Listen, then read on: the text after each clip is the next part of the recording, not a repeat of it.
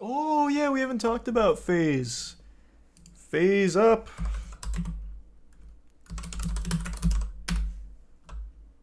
So this is interesting. I'm sure all of you know FaZe went public, and initially their stock was doing pretty well. It was trading, you know, nicely for them. And then it wasn't. And now it's trading so poorly that they're at risk of getting delisted.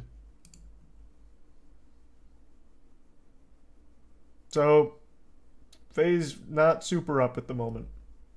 There's a tier 1 Chris and the resub Micro and Will. I don't know exactly what the reason is.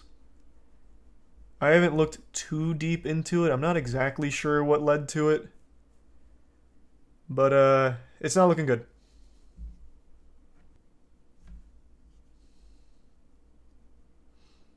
They spend money but don't make money. That's the majority of esports orgs, though. The vast majority of esports orgs.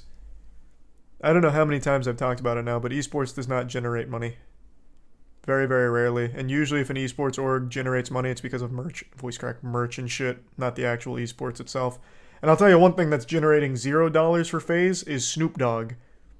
I don't know why the fuck they even signed Snoop Dogg. He has taken one picture with a FaZe chain and done nothing else. Has he even appeared in a single FaZe post? Like, it just seems like they spend money on things that turn nothing for them.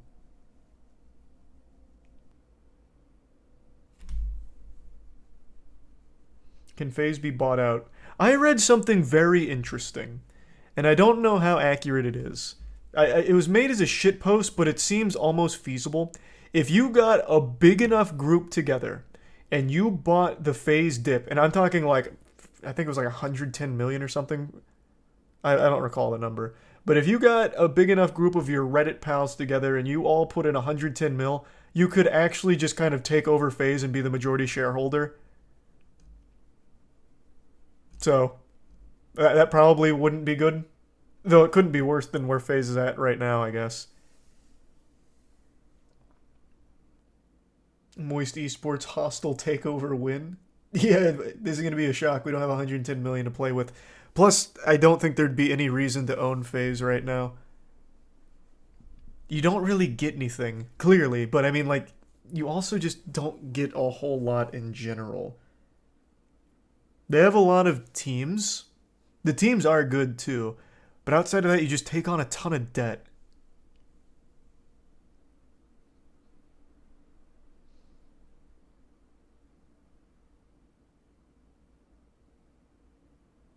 The market cap's 50. The market cap's 50 mil now? When I was reading about it, it was like 100. I didn't even look at them. Oh, you're right. Wow, I didn't even look at it.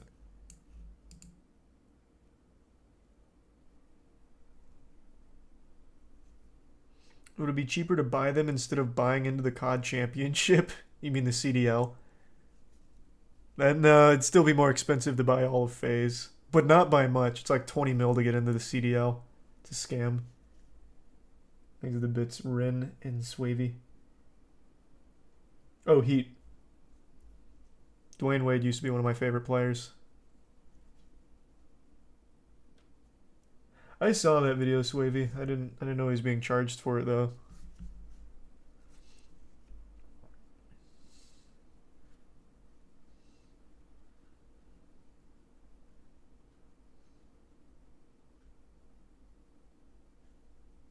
What goes into deciding to sign a player? Well, the only time you're ever signing an individual player is in like the FGC, and clearly what goes into that is this player capable of winning championships? If the answer is yes, then we strongly consider it. Like right now, I really want to get us into Street Fighter because I've been really getting into watching Street Fighter since 6 is around the corner, so I went back and started watching some of 5's tournaments. I was even watching Salt Mine today. So I've been getting kind of hype about Street Fighter, so eventually we'll sign a Street Fighter player. And then that, we're just looking at who is the best, who is hype, who can win everything. But usually it's teams, and you look at how much does this team cost? Is this team capable of winning? Is this scene worth being in? It's usually pretty simple, but always the common denominator is the team good? Are the players good?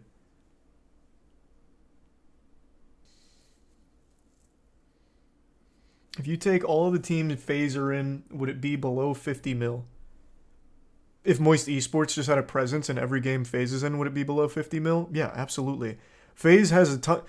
I'll tell you right now, FaZe's esports teams are the least valuable thing they have under their brand. You just lose money on the esports teams. What FaZe has that has value for a lot of the investors and the company as a whole is their creators that are driving merch sales, they're driving event ticket sales. That's where their movers are.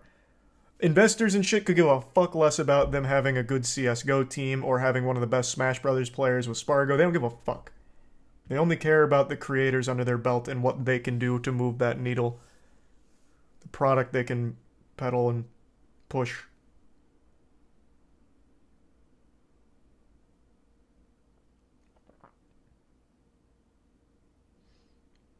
Is Joey Fury not with an org right now? I thought I saw him sign with an org pretty recently.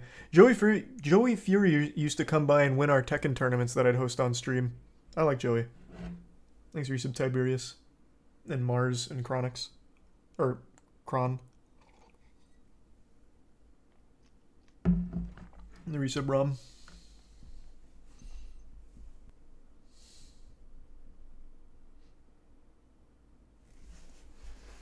Are you getting into the new Tekken? Oh god, yeah, I'm super excited for Tekken 8. Street Fighter 6 and Tekken 8 I'm super hyped for.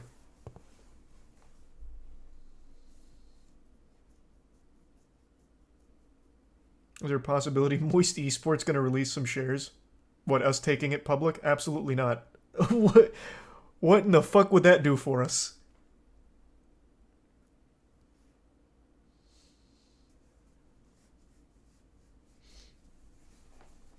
You can juice the stock. Yeah, that sounds good. Yeah, I'm sure that would work. Cool.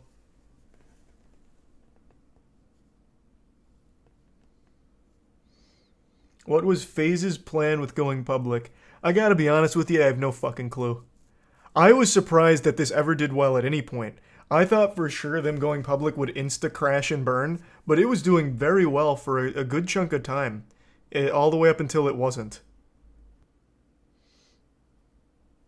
Going public gives you a lot of money, so basically cashing out, if you remember ICOs from crypto, basically that. I guess to a certain extent. But I don't know. I feel like they could have cashed out in a different way. Though maybe not as big a way. I'm not knowledgeable enough on exactly what's going on with their financials, so I can't say for certain. It just seems like an interesting idea to do that if the goal truly was just cash out quickly, offset some of the cost.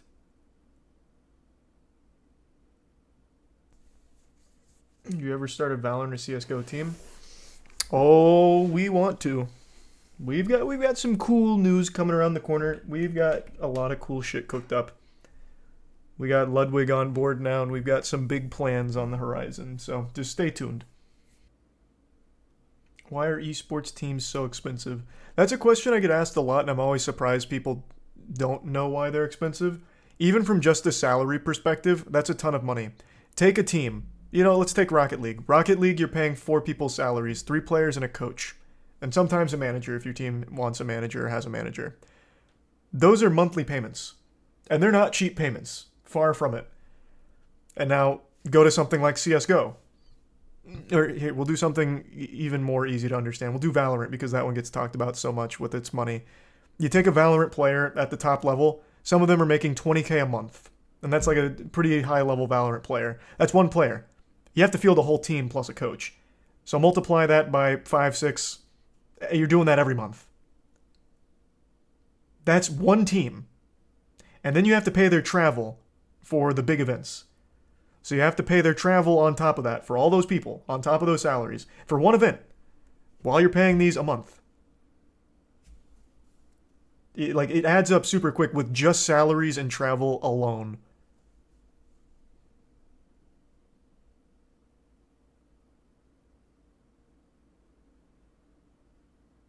$20k sounds high. Well, that's the value of Valorant right now, man. Valorant players at a top level are making a ton of money. I would imagine the ones that are also creators make far more than 20k a month off just their salaries from their orgs. If you take a top level Valorant player who is also a content creator, their value is even higher. They're probably getting paid somewhere in that 30, 40k ballpark. I'm spitballing on 20K. I do know for some of the top Valorant players that aren't content creators, but I imagine the ones that also do double and as like streamers and shit make more from their org.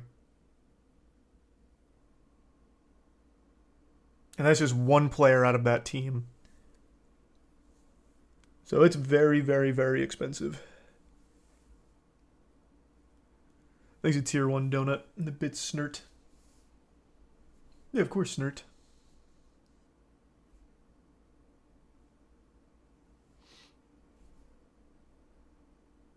$20K a year? $20K a month. Brother, a month. I liked how you immediately went to a year because of how high that number is. A month. Is there contracts like in normal sports? Of course there is. Why are salaries high? They play video games. Why are athletes' salaries high? They play games. They play sports. It's because the industry is big and they know their worth. So example, we'll stick with Valorant just because I think it's an easy one. Valorant viewership. Your org gets seen by a ton of people. Your org gets fans. Those fans buy your merch. You're hoping to make money back on the team. Your team wins the championship. There's a monetary prize on that, millions of dollars. You take a percentage of that winning. So you're making money. You're investing in the team. You're investing in a team's potential and investing in potential fans that'll purchase your shit. Now that model works poorly for every esports org. That's why most of them just don't make money. Net loss for all of them. But that's how it goes. moistCr1tikal takes 0% of winnings, so we don't even have that avenue. When we won the Rocket League Major, that was a 90K prize for us. That all went to the players, so we don't see any of that. So our strategy is make fun content. So the watch parties, for example. That kind of thing. And through the watch parties with like viewership, and then we also have a sponsor with Opera GX, that puts some money back in the investment.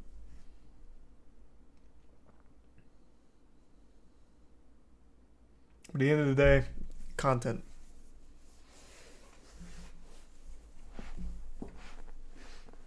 Thanks to the bits, Jim Wool. Don't know about that, Jim. And thanks to the bits, Peyton.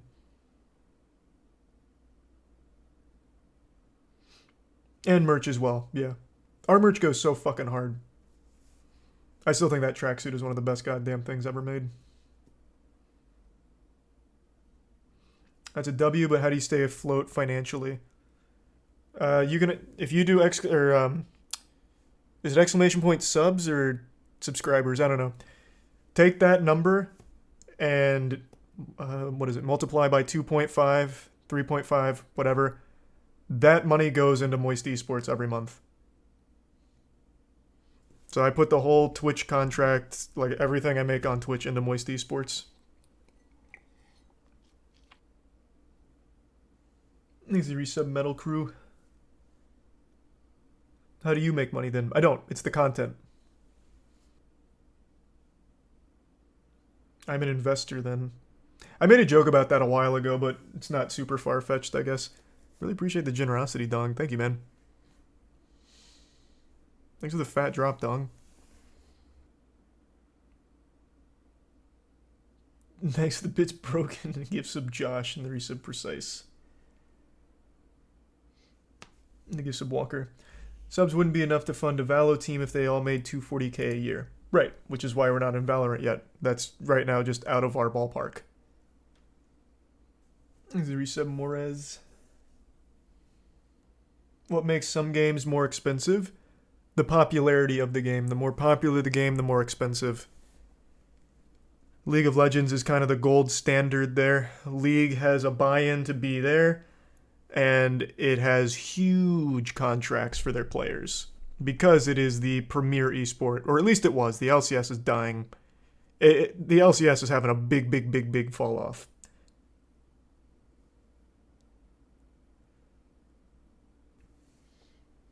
League should add it to PS5 and Xbox. It won't be as good, but it'll bring it to a whole new audience. You're saying bring League of Legends to PS5 and Xbox? I mean, fuck it. I mean, why not, I guess, but I can't see that being like a great strategy, if I'm being honest with you. If they have like teams that aren't doing anything, sure. Makes the resub school. They are with Wild Rift? Are they really?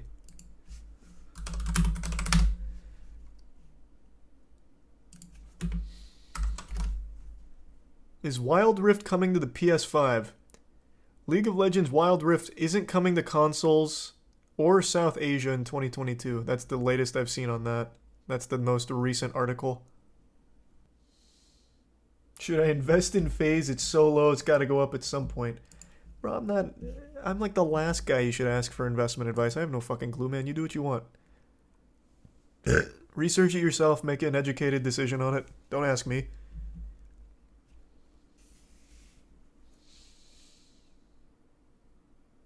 On the website, it says it's coming to mobile and console. Oh, okay, maybe that's outdated info.